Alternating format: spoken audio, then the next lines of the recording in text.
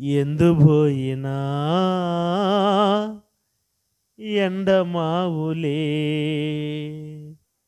ఎండమావులు చూసారా? ఎండమావులు చూసారా? వీళ్ళేదో దోషుల మావు అనుకుంటున్నారు. ఎండమావు అంటే దోషుల మావు కాదు. ఎండమావు అంటే ఎండకి రోడ్లో వెళ్తాం అనుకోండి, బైపాస్లో ఇక్కడ దూరం నుండి చూసేదానికి నీళ్ళులాగా ఆవిరిలాగా అలల్లాగా కనపడుతుంది. మనకి దూరం నుండి చూసేటప్పుడు అది మనకు కనపడుతుంది. సరే, ఆడికి వెళ్ళి చూద్దాం అనుకోండి, ఆడికి వెళ్ళి చూస్తే అది కనపడదు. దాన్ని ఎండమావులు అని అన్నారు. మన జీవితము ఎండమావు లాంటిది. ఏదో పెద్దగా విర్రవీగుతుంటాం కానీ అసలు ఏముండదు, తుస్సును పోద్ది. అది మానవుల యొక్క జీవితం. కాబట్టి అలాంటి జీవితాన్ని ఒక దినము దేవుడు పొడిగిచ్చాడని దేవుని కృతజ్ఞతాస్తుతులు చెల్లించాలి. ప్రతిరోజు ఉదయం రాత్రి, ప్రతి రాత్రి మన కుటుంబాన్ని గమ్యస్థానానికి చేర్చేప్పుడు ఉదయం పనికి వెళ్తారు, ఏమండి, కాలేజీలో వెళ్తారు, మెట్లు ఎక్కుతారు, దిగుతారు, షాపింగ్లకి వెళ్తారు, పెళ్ళిళ్ళకి వెళ్తారు, ఫంక్షన్లకి వెళ్తారు, బస్సులో వెళ్తారు, ఎన్నో ప్రయాణాలు చేస్తారు. కానీ ఏ హాని ఎవరికి మన కుటుంబంలో కలగనివ్వకుండా క్షేమంగా మనలను ఇంటికి ప్రాణాలతో చేర్చాడు కనుక దేవునికి కృతజ్ఞతాస్తుతులు చెల్లించాలి. ఈ రెండు విషయాలు తప్పకుండా ప్రతిదినం మనము చేయాలి. ఇంకొక విషయం చెప్తాను. మాసం యొక్క ముగింపులో దేవుని కృతజ్ఞతాస్తుతులు చెల్లించాలి. ఎందుకొరకు అనంటే, ఈ మాసమంతా మనలను ప్రభు కాచి చెప్పండి, మళ్ళీ చెప్పండి, కాపాడాడు, కాచాడు, భద్రపరిచాడు. ఈ మాసమంతా ఎంతమంది అండి హాస్పిటల్ పాలైంది? ఈ మాసమంతా ఎంతమంది అనారోగ్యాలు, కొన్ని ప్రాణాలు కూడా కోల్పోయారు కదా.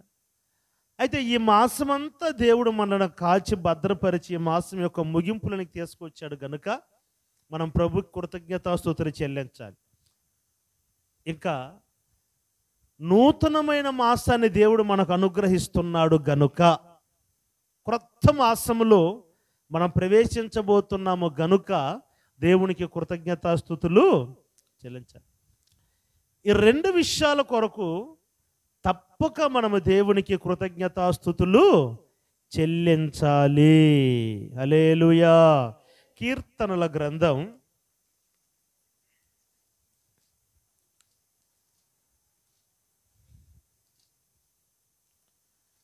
150వ అధ్యాయం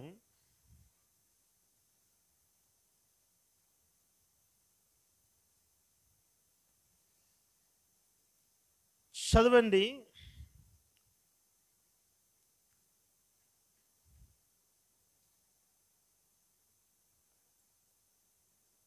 మొదటి వాక్యం.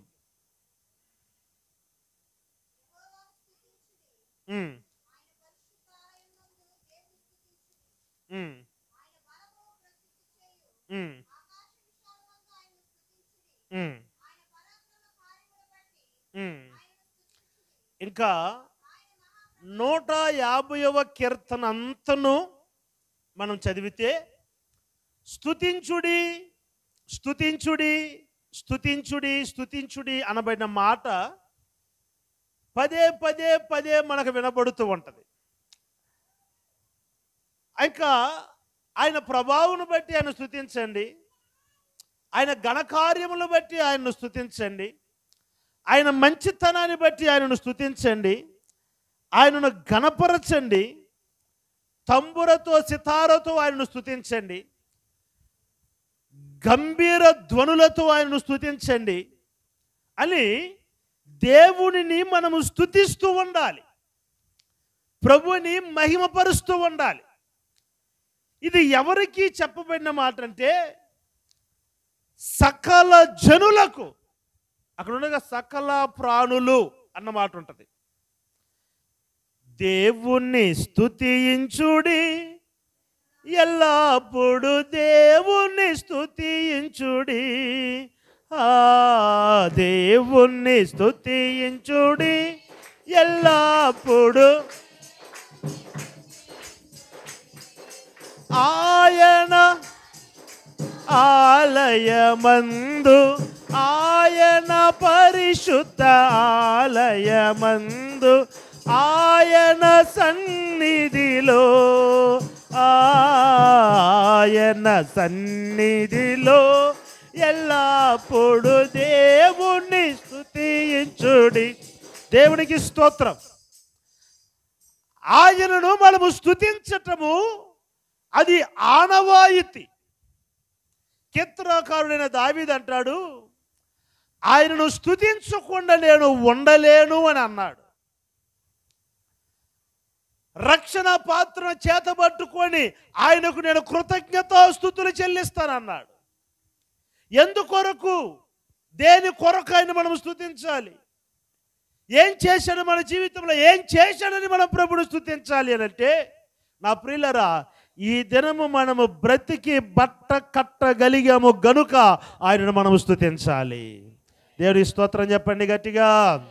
నా ప్రియమైన దేవుని బిడ్డలారా, దావీదు మహారాజుల్లో ఉన్న ఒక శ్రేష్టమైన ఒక సత్క్రియ ఏంది, లేకపోతే సద్గుణం ఏంటంటే, తినకుండా ఉంటాడు కానీ ప్రభుని స్తుతించకుండా ఉండలేడు. దేవుని స్తోత్రం చెప్పండి గట్టిగా. అర్థమైందండి? ఎప్పుడు దావీదు దేవుని స్తుతించాడు? రాజభవనంలో ఉన్నప్పుడా, సింహాసనం మందు ఉన్నప్పుడా, రాజకిరీటము ధరించినప్పుడా? కానే కాదు. దావీదు ఎడారిలో గొర్రెలు కాపరై నిక్కరేసుకొని తలపాకడ కట్టుకొని చిన్న కర్ర పట్టుకొని గొర్రెలను మేపుకుంటూ ఉన్నప్పుడు దేవుడిని స్తుతిస్తూ ఉన్నాడు. నాలాంటి దేవుడు ఉన్నాడా? నా దేవుడే నాకు కాపరి, ఆయనే నాకు ఊపిరి, ఆయనే నా కొండ, ఆయనే నా కోట, ఆయనే నా దుర్గము, ఆయనే నా కేడెము, ఆయనే నాకు సమస్తం అన్నాడు. దావీదా, అంత దేవుడు ఏం మేలు చేశాడయ్యా నీ జీవితంలో? మనం ప్రభును స్తుతించాలి అని అంటే మనం ఏం చేస్తామనంటే, మనకు మేలు కలిగినప్పుడు ప్రభును స్తుతిస్తాం. మనం అనుకున్నది దేవుడు చేసినప్పుడు దేవుడు స్తుతిస్తాం. మనము కోరుకున్నది మనం పొందుకున్నప్పుడు ప్రభును స్తుతిస్తాం. స్వస్థత కలిగినప్పుడు ప్రభును స్తుతిస్తాం. అయితే దావీదు దగ్గరికి వెళ్ళి, దావీదా, నువ్వు ఇన్ని మార్లు ప్రభును స్తుతిస్తున్నావే, అసలు నీ జీవితంలో దేవుడు చేసిన మేలేంటి అని దావీదుని అడిగితే దావీదు చెప్పే మాట, ఈ దినం నేను బ్రతికి బట్టగట్టగలిగాను గనుక ఆయన నేను స్తుతిస్తున్నాను. నేను స్తోత్రం చెప్పరే గట్టిగా. హల్లెలూయా. ఆయన మనలను సజీవ లెక్కలో నిలిపినాడే, దాని కొరకు నువ్వు దేవుడు స్తుతించాలి. ఈ దినము నువ్వు చూడగలిగినావే, దాని కొరకు నువ్వు దేవుని స్తుతించాలి. ఈ దినము నీ తల్లిని నువ్వు చూడగలిగినావే, దాని నిమిత్తము దేవుని స్తుతించాలి. ఈ దినము నువ్వు తండ్రిని చూడగలుగుతున్నావే, దాని నిమిత్తం ప్రభుని స్తుతించాలి. ఈ దినమున నువ్వు పిల్లలను చూడగలుగుతున్నావే, దాని నిమిత్తము దేవుని స్తుతించాలి. ఎందుకు అంటే, మరణము జీవము ఆయన వశములో ఉన్నది. హల్లెలూయా. ఈరోజు మనం బ్రతికించింది ఎవరు? చెప్పరేందండి? చెప్పాలి గట్టిగా. ఆ మధ్య కరోనా, రెండో కరోనా వచ్చింది కదండి. 2021లో రెండో కరోనా వచ్చింది. ఒక ఆయన ఇంటర్వ్యూ ఇచ్చాడు, ఏంటంటే, నాకేం భయం లేదు, ఇంకా దేనికి భయపడి, నేను కరోనా నన్ను ఏం చేయలేదు అన్నాడు. ఎందుకు అని అంటే, 2 సూదులు వేయించుకుని నన్ను ఏం చేయదు కరోనా అన్నాడు. చెప్పిన వారానికి చచ్చిపోయాడు. నిజం, సత్యం. కాపాడిందా? సూదులు కాపాడిందా? అద్దరుపోయి చచ్చిన వాళ్ళు కూడా మాస్కులు వేసుకున్నారనే ధైర్యంతో తిరిగారు. మేము ఇబ్బంది లేదు, మాస్క్ వేసుకున్నాం. మాస్క్ వేసుకొని వైద్యం చేసిన వైద్యులు చచ్చిపోయారు, డాక్టర్లు చచ్చిపోయారు. కాపాడిందా మాస్కు? లీటర్లు తాగల కషాయం. ఏం కషాయం అది? ఏం కషాయం? తెలుగులో ఏమంటారు దాన్ని? చొంటి కషాయమా? తమిళ్లో నెలవేంబు కషాయం అన్నారు. ఇంకా పెరుగు కాదులబ్బా మీరు ఇంకోనమ్మా, ఇలా ఈ పెరుగు తెచ్చేసి లస్సీ పోసి అంటారా, పెరుగు పెరుగు కాదు, కబసర కుడినీరు, రైట్, కబసర కుడినీరు అన్నారు. కబసర కుడినీరు అని అదేనా? నిలవే ఈ రెండు కషాయాలు. అప్పుడు ఎప్పుడు ఎప్పుడు దాన్ని అసలు రుచి కూడా చూడడం. అసలు కాకరకాయ తింటారు మనోళ్ళు, భయంకరమైన చేదు. ఆ కషాయ చేదు తాగారు, టీ తాగినట్టు తాగారు. కానీ తాగిన వాళ్ళు కూడా చనిపోయారు. అంటే కషాయం కాపాడలేదు, మాస్కులు కాపాడలేదు, సూదులు కాపాడలేదు, డాక్టర్లు కాపాడలేదు, హాస్పిటల్ కాపాడలేదు, క్వారంటైన్ కాపాడలేదు. మరి మనల్ని కాపాడింది ఎవరు? అబ్బో అమ్మో చెప్పండ్రా, గట్టిగా హల్లెలూయా చెప్పండ్రా. ఇలా పర్లోకి వచ్చి హుషారు వచ్చింది. అమ్మో దేవుని స్తోత్రం కలుగును గాక. హల్లెలూయా. ఆయన మనలను బ్రతికించాడు. అందుకే ఫస్ట్ ఆల్బంలో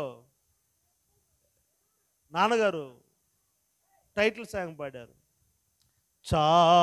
చాలునయ్యా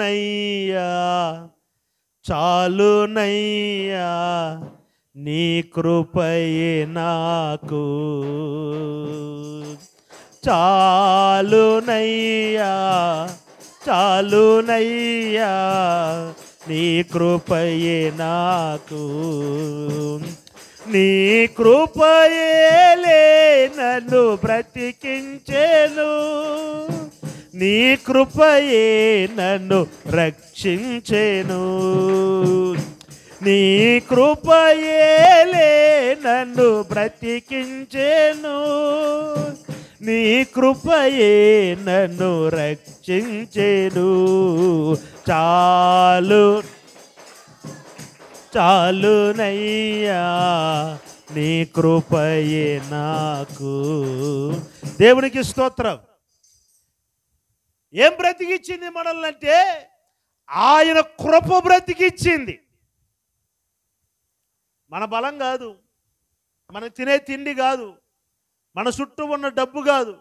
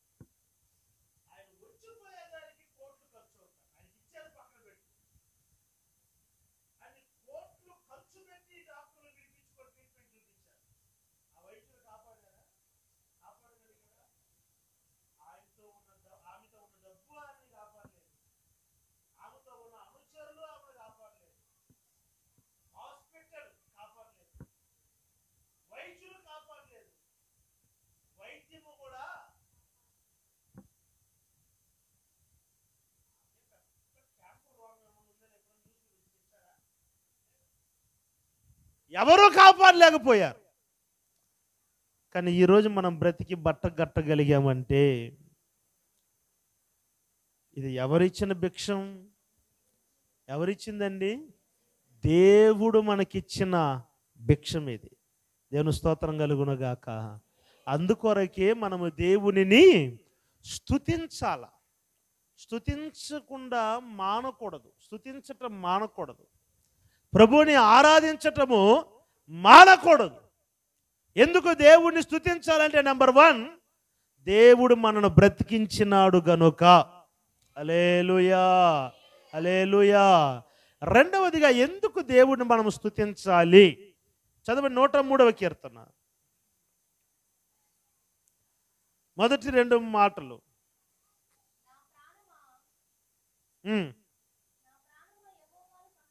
నీ ప్రాణం భయపడకుండా చదవాలా. ఆడ చదివితే నా మొహం చూతివి, పెద్ద విలేకరులాగా రాస్తా ఉండ్రు కూర్చొని చదివి. ఈనాడుకి ఇతర ఏంది? సరే చదువు. సన్నతించుము అని అంటే స్తుతించుము.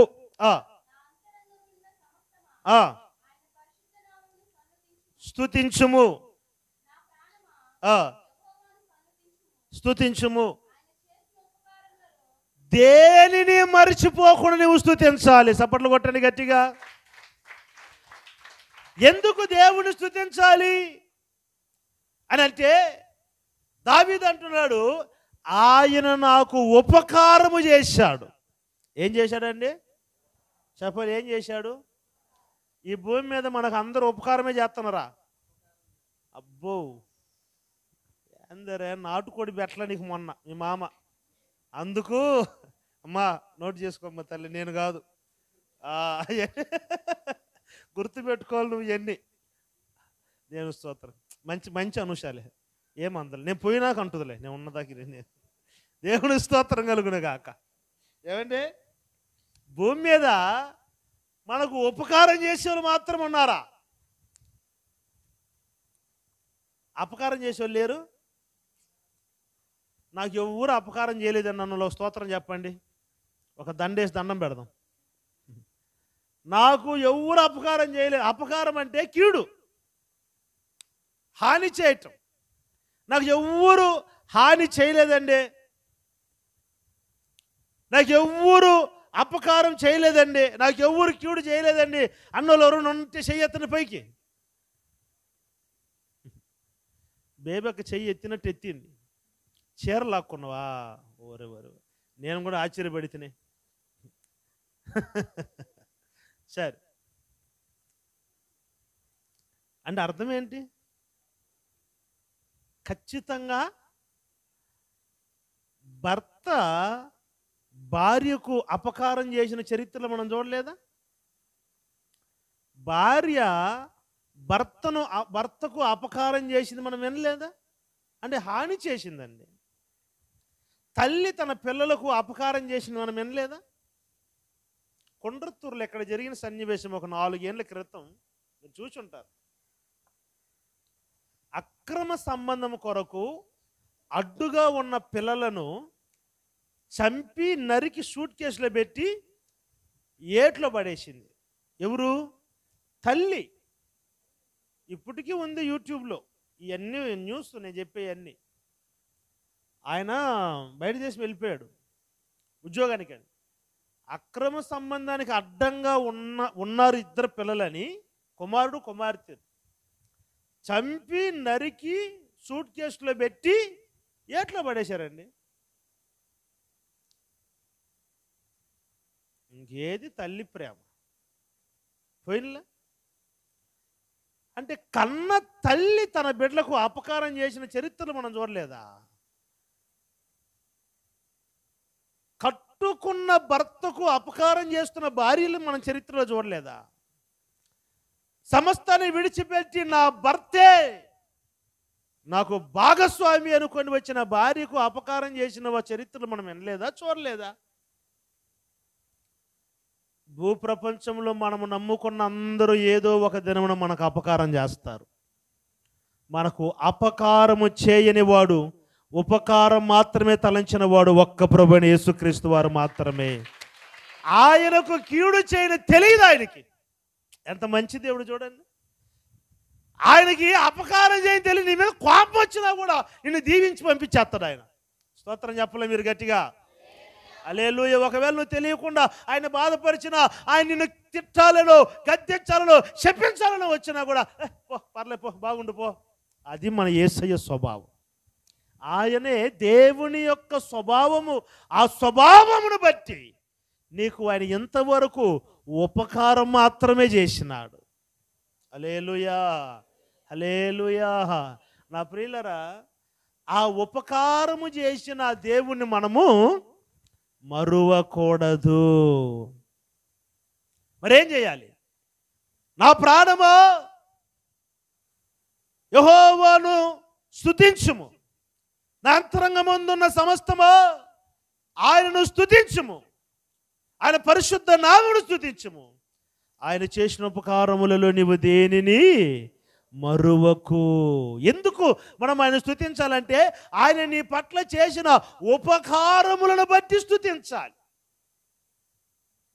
లెక్కబెట్టు 2025 సంవత్సరము ప్రారంభించిన జనవరి మాసం నుంచి ఇదిగో ఈ జూన్ మాసం ముగింపులోనికి వచ్చాం. ఎన్ని ఉపకారాలు చేశాడు ప్రభు, ఎన్ని విషయాలు ఉపకారాలు చేశాడు. నీ జీవితంలో ఆయన చేసిన ఉపకారపు సంఖ్య ఉంటుంది, కానీ ఆయన చేసిన అపకారపు సంఖ్య నీవు ఎంత వెతికినా కనిపించదు. అయితే విచిత్రం చెప్పనా, మనకు ఉపకారం చేసిన ఆయన్ని మనము స్తుతించేదానికంటే మనకు అపకారం చేసిన వాళ్ళ గురించి ఎక్కువ మనం ఆలోచించి అనారోగ్యాన్ని తెచ్చుకుంటాం. మన ప్రభుని స్తుతించాలి. ఎందుకు ప్రభుని స్తుతించాలంటే నెంబర్ 1, ఆయన మనల్ని బ్రతికించాడు కనుక ఆయనను స్తుతించాలి. 2, ఎందుకు ఆయన మనం స్తుతించాలి అని అంటే ఆయన మనకు ఉపకారము చేసిన ఆయన ఉపకారి, అపకారి కాదు. ఆయన మేలు చేసే దేవుడు. అందుకే పాడంగా, మేలు చేయక నీవు ఉండలేవయ్యా, ఆరాధించక నేను ఉండలేనయ్యా. ఆయన ఎవరండి? అంత అద్భుతమైన పదాలు కదా. ఆయన మేలు చేయకుండా మన పట్ల ఉండలేడు. కనురెప్ప పాటైనా కనుమూయకుండా నేను కాపాడుతూ ఉన్న దేవుడు. హల్లెలూయా, హల్లెలూయా. ఆయనకు మేలు చేయను మాత్రమే తెలుసు. అది ఆయన సుగుణం, అది ఆయన స్వభావం. అది ఈ 2025 సంవత్సరము ఈ 6వ మాసం ముగింపు వరకు నీ జీవితంలో నా ప్రభు మేలు మాత్రమే చేశాడు. మనోళ్ళు పెద్దగా సాక్ష్యాలు చెప్పరు, కానీ కొన్ని సంఘాలలో చూస్తే కనీసం గంట సేపు సాక్ష్యాలకు సమయం ఇస్తారు. తెలుసా దేవరాజు? తెలుసు అంటమ్మో. గంట సేపు సమయం ఇస్తారు సాక్ష్యాలు, దేవుడు చేసిన ఉపకారములను నువ్వు చెప్పేదానికి. వారం చెప్తానే ఉంటారు దేవుడు చేసిన మేలు, ఉపకారాలు, ఆయన చేసిన మేలులు, అద్భుతాలు, ఆశ్చర్యంగా చెప్తానే ఉంటారు. దేవుని స్తోత్రం చెప్పండి గట్టిగా. సిఆర్పిఎఫ్లో ఒక అద్భుతం చేశాడు దేవుడు. ఏంటి అద్భుతం అంటే, ఆంధ్ర నుంచి ఈ మధ్యకాలంలో రవి, రజిత అని ఒక కుటుంబీకులు వచ్చారు ఇక్కడికి సిఆర్పిఎఫ్కి.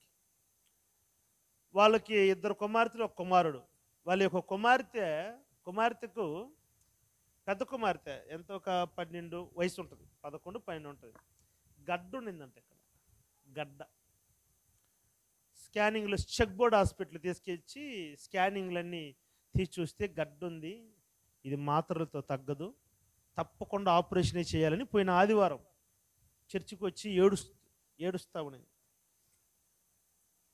సరే అమ్మా, నేను ఇంటికి వచ్చి ప్రార్థన చేస్తాను లేనన్నా. సరే పాస్టర్ గారు, మేము అట్లయితే భోజనం చేస్తాం ఈరోజు, మీరు మా ఇంట్లో భోజనం చేసి ప్రార్థన చేసి మీరు వెళ్ళండి అని అన్నది. సరే అని చెప్పేసి భోజనం చేశాను. ఆ అమ్మాయి మీద తల మీద చేయి పెట్టి ప్రార్థన చేసి, ప్రభువా దైవజనుడుగా ప్రార్థన చేస్తున్నారు, ఏదో ఒక అద్భుతం మీ బిడ్డ జీవితంలో నువ్వు చేయాలంతే. చిన్న బిడ్డ, ఇప్పుడే ఆ అమ్మాయి కుతికి మీద కత్తి పడిందంటే ఏమవుద్దో భవిష్యత్తు అని మనసులో కృంగిపోయి, ఏదో ఒక అద్భుతం ప్రభు నువ్వు చేయాలి అని ప్రార్థన చేశాను. ప్రార్థన చేసి వచ్చాను. తర్వాత ఈరోజు వాళ్ళు ప్రార్థనకు వచ్చారు. సంతోషంగా ఉన్నారు పిల్లలు, ఆమె సంతోషంగా ఉన్నారు. ప్రార్థన అయిపోయిన తర్వాత వచ్చి మాట్లాడారు. ఏమో డాక్టర్లు ఏం చెప్పారు, గడ్డ ఎక్కడుందో కనపడలేదంట పాస్టర్ గారు అని అన్నారు. హల్లెలూయా. ఇవన్నీ సజీవ సాక్ష్యాలు, అబద్ధాలు కాదు, సాక్ష్యాలు ఇవన్నీ. అబద్ధాలు అయితే బహిరంగంగా చెప్తానా సాగరన్నా, ఎందుకంటే కూతురుందాడ దయన్న అబద్ధం చెప్పిండు అంటదా లేదు నీకు రేపు పొద్దున. అబద్ధాలు కాదు, అన్ని వాస్తవాలు. స్కానింగ్లు అన్నీ ఎత్తి చూశారని అసలు నాకే ఆశ్చర్యమైంది. నేనేమనుకున్నా అంటే ఆపరేషన్ కాకుండా మాత్రలతో తగ్గిస్తాడేమో దేవుడు అనుకున్నా. నేను అసలు రూపురేఖలు లేకుండా మార్చాడు. నువ్వేనా ఆమె చెప్పేది అటు చూస్తావు నన్ను? చెప్పండి గట్టిగా హల్లెలూయా. నా ప్రియమైన దేవుని బిడ్డలారా, అసలు అవి చెప్తుంటే ఆశ్చర్యంగా ఉంది నాకు. అన్న మళ్ళీ స్కానింగ్ ఎత్తాం, మళ్ళీ స్కానింగ్ ఎత్తినా గడ్డ కనపడట్లేదంట. అంతకుముందు వారము ఆపరేషన్ చేయాలి, గడ్డ మెడిసిన్ మాత్రలతో తగ్గదు, ఖచ్చితంగా ఆపరేషన్ చేసి ఆ గడ్డ తీయాలి అన్న అదే డాక్టర్స్ అంటారు. గడ్డ ఎక్కడుందో మాకు కనబడట్లేదు. హల్లెలూయా. ఎన్ని నీ జీవితంలో ఎట్లాంటి మేలు దయక నువ్వు ఇప్పుడు చెప్పు, ఒక 3 నెలల తర్వాత చెప్తావు అనుకుంటా. చెప్పు, నువ్వు అటు కూర్చొని చెప్పులే, చెప్పు నీ కోడలకు చెప్పు. ఎప్పుడన్నా ఒకరోజు దేవుడు చేసిన మేలులు సంఘంతో పంచుకుంటే అవిశ్వాసముతో ఉన్న వాళ్ళకు కూడా విశ్వాసం కలుగుద్ది కదా. అమ్మో వాళ్ళ జీవితంలో అంత అద్భుతం చేసిన దేవుడు నా జీవితంలో ఎందుకు చేయడం అనబడిన ధైర్యం, నిరీక్షణ కలుగుతుంది కదండి. కాబట్టి కొన్ని సంఘాలలో దేవుడు చేసిన మేలులను సంఘంతో పంచుకునే అవకాశం ఇస్తారు. ఎందుకంటే దేవుడు చేసిన మేలులను మనము మరువకుండా మనము ఆయనను స్తుతించాలి. దేవుని స్తోత్రం కలుగునుగాక. హల్లెలూయా. నా ప్రియుల 3వ మాట 100వ కీర్తన.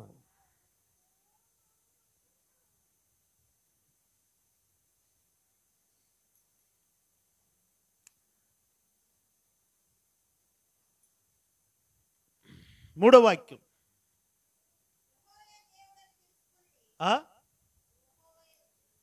చదువు. ఆయనే మనను పుట్టించెను, మనం ఆయన వారము, మనం ఆయన ప్రజలము, ఆయన మేపు గొర్రెలము. కృతజ్ఞత అర్పణములు చెల్లించుచు ఆయన గుమ్మములలో ప్రవేశించుడి. కీర్తనలు పాడుచు ఆయన ఆవరణములలో ప్రవేశించుడి, ఆయనను స్తుతించుడి, ఆయన నామమును ఘనపరచుడి. స్తోత్రం చెప్పండి గట్టిగా. హల్లెలూయా. 3వదిగా ఎందుకు ఆయనను స్తుతించాలి? ఇక్కడ కీర్తనాకారుడు అంటున్నాడు, కృతజ్ఞతార్పణములు చెల్లించుచు ఆయన గుమ్మములలో ప్రవేశించండి. ఎందుకు అంటే ఆయన గుమ్మములో ప్రవేశించే భాగ్యము, ధన్యత నీకు ఇచ్చాడే, అందుకు ఆయన కృతజ్ఞతాస్తుతులు చెల్లించాలి. కొట్టండి చప్పట్లు గట్టిగా. లేవీయుల దినములలో అందరూ మందిరంలోకి వెళ్ళకూడదు, ప్రత్యక్షపు గుడారములోనికి అందరూ వెళ్ళకూడదు. అంటే దేవుని మందిరంలోనికి అందరూ వెళ్ళకూడదు. ప్రతిష్ఠించబడిన యాజకులు మాత్రమే వెళ్ళాలి, పరిశుద్ధులు మాత్రమే వెళ్ళాలి. ఎందుకనంటే అపవిత్రులు దేవుని సన్నిధిలో ప్రవేశించినట్లయితే దేవుని మందిరంలో ఉన్న పరిశుద్ధత వాళ్ళని కాల్చివేస్తుంది. కాబట్టి అందరికీ అవకాశం లేదు. అయితే నా ప్రియులారా, ప్రభువైన యేసుక్రీస్తు వారు ఈ భూలోకంలోకి వచ్చిన తర్వాత ఆయన మన అందరి పాపముల కొరకై మరణించి సిలువలో ప్రాణం విడిచినప్పుడు దేవాలయపు తెర పై నుండి కింద వరకు చినిగిపోయినది. అప్పుడు ఈ పత్రములన్నీ కూడా చినిగిపోయినాయి. స్తోత్రం చెప్పండి గట్టిగా. ఏ పత్రాలు? అందరూ దేవుని మందిరంకి వెళ్ళకూడదు, పలానా యాజకులు మాత్రమే వెళ్ళాలని సీలేసి ముద్రేసి సంతకం వేశారే, ఆ పత్రములన్నిటినీ చించి పడవేశాడు దేవుడు. హల్లెలూయా. ఇప్పుడు దేవుని మందిరంలోనికి నువ్వు రాగలుగుతున్నావంటే ఇది దేవుడు నీకు ఇచ్చిన ఒక కృప. అందుకే భక్తుడు అంటాడు ఏంటంటే, ఇప్పుడు ధైర్యముగా ప్రతి ఒక్కరూ కృపాసనం యొద్దకు పరిగెత్తే ధన్యత ప్రభువైన యేసుక్రీస్తు మీకు అనుగ్రహించినాడు. ఇప్పుడు దేవుని మందిరంలోనికి నువ్వు రాగలుగుతున్నావు కనుక నువ్వు దేవుని కృతజ్ఞతాస్తుతులు చెల్లించాలి. ఎందుకు? ఇక్కడ నెమ్మది ఉంది, ఇక్కడ సంతోషం ఉంది, ఇక్కడ ఐక్యత ఉంది, ఇక్కడ ఆశీర్వాదం ఉంది, ఇక్కడ మేలులు ఉన్నాయి కనుక ఇక్కడికి రావటము నీ ధన్యత. స్తోత్రం చెప్పు గట్టిగా. హల్లెలూయా. దేవుని మందిరములోనికి వచ్చి ఏ మేలు దొరుకుద్ది మాకు? దేవుడు ఏం చేస్తాడు? ఏ మేలు? దేవుని మందిరానికి రావటమే గొప్ప ధన్యత. స్తోత్రం చెప్పండి గట్టిగా. అందుకే కదండి 122వ కీర్తన మొదటి వాక్యంలో కీర్తనాకారుడైన దావీదు అంటాడు, జనులు యెహోవా మందిరమునకు వెళ్ళుదమని జనులు నాతో అనినప్పుడు నేను బహుగా సంతోషించి తిని. ఎందుకు సంతోషించాడు? ఒరే, ఇంతకాలం బజార్ల చుట్టూ తిరిగారా, కొండల్లో కోణల్లో తిరిగారా, మార్కెట్లలో తిరిగారు, ఫంక్షన్లో తిరిగారు, పెళ్ళిళ్ళలో తిరిగారు, ఏ ఫలితం లేదు నాయన. ఇప్పుడైనా బుద్ధి తెలుసుకొని మీరు దేవుని మందిరానికి వెళుతున్నారు గనుక ఇది మొదలుకొని మీ కుటుంబము ఆశీర్వదించబడుచున్నది. ప్రతి ఒక్కరికి దేవుడు ద్వారాలు తెరిచాడు ఇప్పుడు. అందుకే ప్రవక్త ద్వారా ప్రభు అంటాడు, నా మందిరము సమస్త జనులకు ప్రార్థనా మందిరం. సమస్త జనులకు, వాళ్ళని వీళ్ళని కాదు, ఆ కులం ఈ కులమని కాదు, ఆ జాతి ఈ జాతి అని కాదు, ఆ భాష ఈ భాష అని కాదు, ఎవరైనా సరే ఇప్పుడు దేవుని మందిరంలోకి రాగలిగిన అర్హత దేవుడు ఇచ్చిన. ఎక్కడుందండి సంతోషం? ఎక్కడుంది సమాధానం? ఎక్కడుంది నెమ్మది? దేవుని సన్నిధిలో ఉన్నది. దేవుని సన్నిధిలో నువ్వు కోల్పోయిన వాటన్నిటిని మరలా పొందుకునే అవకాశము దేవుడు నీకు ఇచ్చాడు కనుక ఆయన మందిరంలోనికి వచ్చుచున్నప్పుడల్లా ఏదో ఒక హాలుకి, ఒక కంప్యూటర్ సెంటర్కి వచ్చినామన్న ఫీలింగ్తో రాకూడదు. అమ్మో, ఇది పరిశుద్ధుడైన దేవుడు నివసించే స్థలం, ఆ స్థలములో నేను అడుగుపెట్టే ధన్యత నా ప్రభు నాకు ఇచ్చాడని కృతజ్ఞత మనసుతో నీవు రావాలి. స్తోత్రం చెప్పండి గట్టిగా. ఇది ఎవరు నివసించే స్థలం? కీర్తనాకారుడు అంటాడు, ఆయన మందిరములో ఆయన నివసిస్తూ ఉన్నాడు. హల్లెలూయా. ఇది ఎవరి మందిరం? ఇది ఎవరి ఇల్లు? ఇది ఎవరి ఇల్లు అండి? దేవుని ఇల్లు. ఈ మధ్య యూట్యూబ్లో ఒకడు వస్తున్నాడు, సినిమా యాక్టర్లు ఇంటి దగ్గరలోకి వెళ్ళి ఇంటి ముందు నిలబడుకొని, ఏదిరా ఫోను, ఉందిలే ఫోన్ పెట్టుకొని, ఇది పలానా కోట శ్రీనివాసన్ ఇల్లు చూడండి, ఇది గేటు, అదిగో బాల్గని, ఇదిగో ఆయన కారు అని యూట్యూబ్లో పెడుతున్నాడు. అందరిదిలే అట్లా. ఇదిగో పలానా సాయి పల్లవి ఇల్లు, ఇదిగో మహేష్ బాబు ఇల్లు, అందరూ చూడండి. వాళ్ళ ఇంటికి అంత మౌసు, ఆ ఇల్లు చూసింది అంత గొప్పతనం. పరలోకపు రాజు నివసించే ఇల్లు ఇది. హల్లెలూయా. నువ్వు ఇంటి బయట కాదు, ఇంటిలో నివసించే భాగ్యం దేవుడు ఇచ్చినాడు. కొట్టో చప్పట్లు గట్టిగా. 83వ కీర్తన, క్షమించి 84వ కీర్తన 2వ వాక్యం.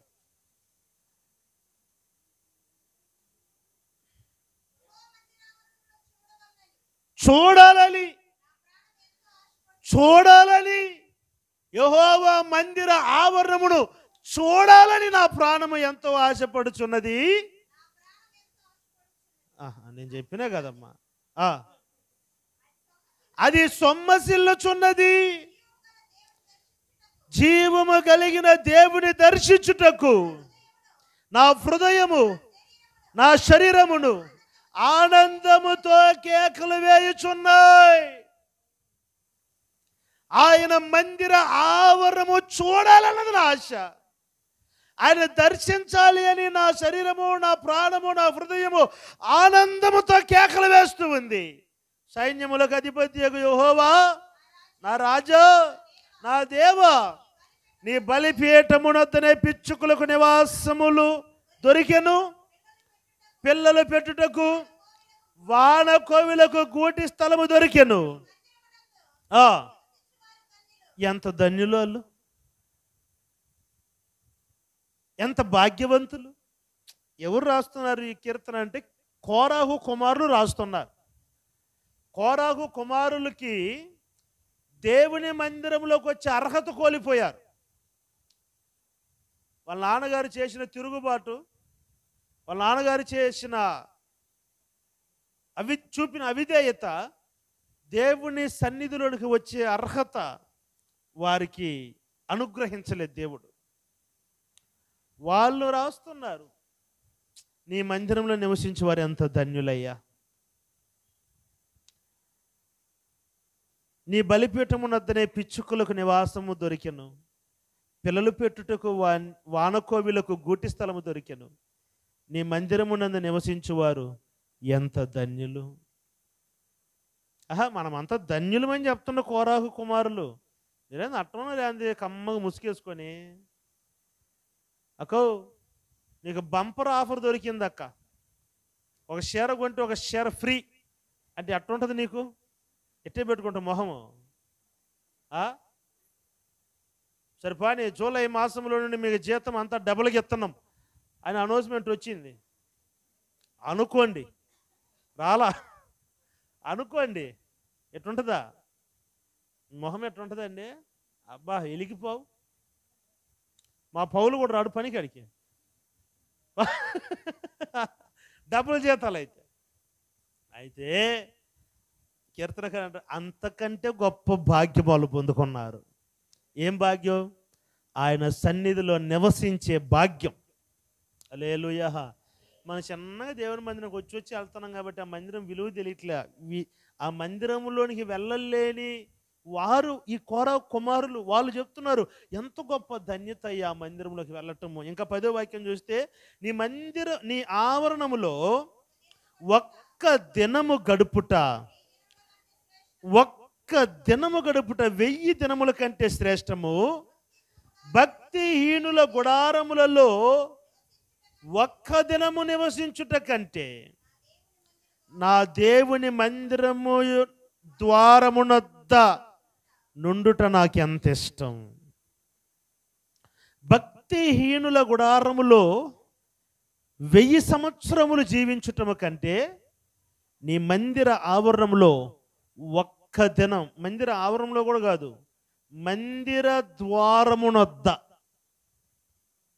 మందిర ద్వారం అంటే ఏదండి? అది మందిర ద్వారం.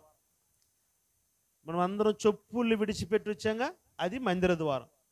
వీళ్ళు అంటారు ఆడ నివసించే భాగ్యం దొరికినా నాకు ఎంత మేలు. వాళ్ళని అడగాల. ఎవరి దగ్గర అన్నీ ఉంటే వాళ్ళకి దాని విలువ తెలియదు, ఎవరి దగ్గర ఏది లేదో దాని విలువ వాళ్ళని అడగాలి పోయి, అప్పుడు వాళ్ళు చెప్తారు. తల్లిని పట్టుకొని తిడతారు, నోర్మోస్గా సాయితాను నోర్మోస్గా అంటారు తల్లిని పట్టుకొని. తల్లి లేని వాళ్ళని పోయి అడగండి, తల్లి విలువ ఏందో చెప్తారు. మీరు ఆమెనని చెప్పట్లేదు గట్టిగా.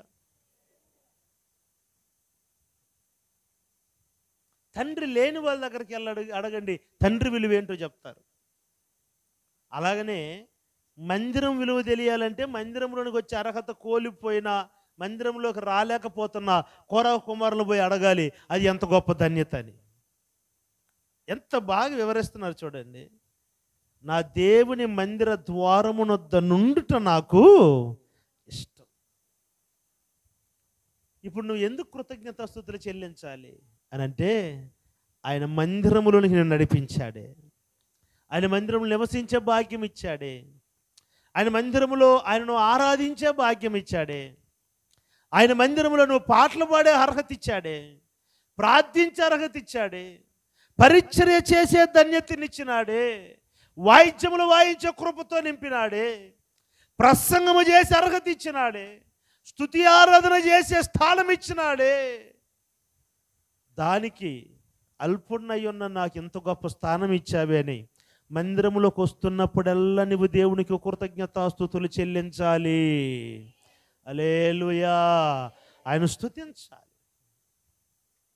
ప్రతి దినము ఈ 3 విషయాల కొరకు మనం దేవుని స్తుతించాలి. ఒకటి, ఈరోజు మనను దేవుడు బ్రతికించినందుకు, ఒక్క దినము ఆయుష్కాలం పొడిగించినందుకు మనం ప్రభుని స్తుతించాలి. 2, ఆయన చేసిన ఉపకారముల నిమిత్తము ఆయనను మనము స్తుతించాలి. 3, ఆయన మందిరములో నివసించే భాగ్యము, ఆయన మందిరములో నివసించే ధన్యతను ఆయన మనకు అనుగ్రహించాడు. అందు నిమిత్తం మనము దేవుని స్తుతించాలి. అలా మనము స్తుతిస్తున్నప్పుడు నిత్యంగా దేవుడు మన స్థితిగతులు మారుస్తాడు, మనలను హెచ్చిస్తాడు, మనల్ని ఘనపరుస్తాడు. అటు కృప దేవుడు 50 మందికి అనుగ్రహించునుగాక.